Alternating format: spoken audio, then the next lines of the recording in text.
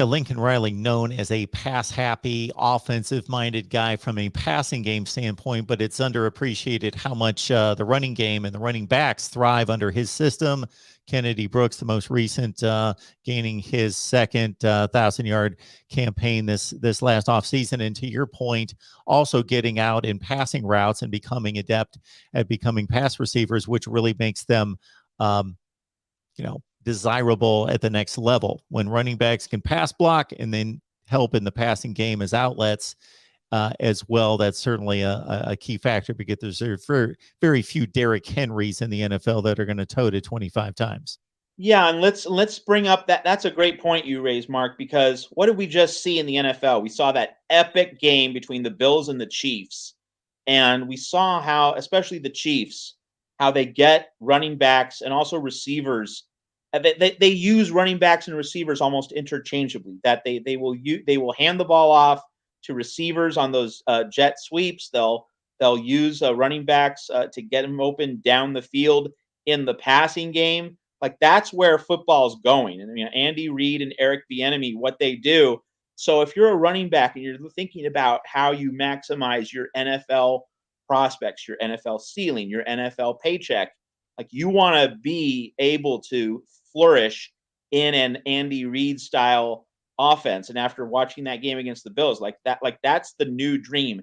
It's no longer that 1980s world of, the big tough running back getting, 30, 35 carries up the middle. Whether it was Marcus Allen or John Riggins or, the various other players of yesteryear, that's not where football is anymore. Roger Craig, you're now in this new world where catching passes out of the backfield, it's not a luxury, it's a necessity. It's a bread and butter aspect of modern NFL offense. So if you're Travis Dye, do you want to be at Oregon with Bo Nix as your quarterback and Dan Lanning as your head coach, or you want to be under Lincoln effing Riley at USC? I think that it's really a pretty easy choice. And it goes to the point that USC didn't just hire a great coach. It hired a coach who's known for sexy offense, high octane, like that. And, Pete Carroll didn't provide that, right? Pete Carroll had an elite defense, but he had the infectious personality, which, brought the best talent to LA. And he was able to just play smash mouth with elite athletes such as Reggie Bush, such as Lendale White. But Lincoln Riley, in this modern age, with the transfer portal, with NIL, with all these new cross currents that we see around us, it has to be said, it's not just that USC has the great coach, it has a sexy great coach, where players want to play, where offensive players can maximize their stats, maximize their chances to flourish.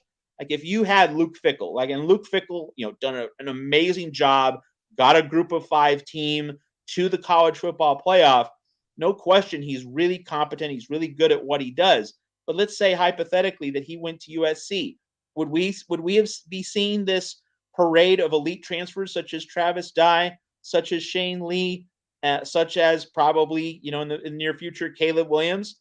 Don't think so, right? I think that Lincoln Riley, because of his specific reputation for having elite dynamic offense, that is adding so much more value in the portal and on the recruiting trail compared to any of others, several great head coaches that could have gone to USC, Fickell being one of them.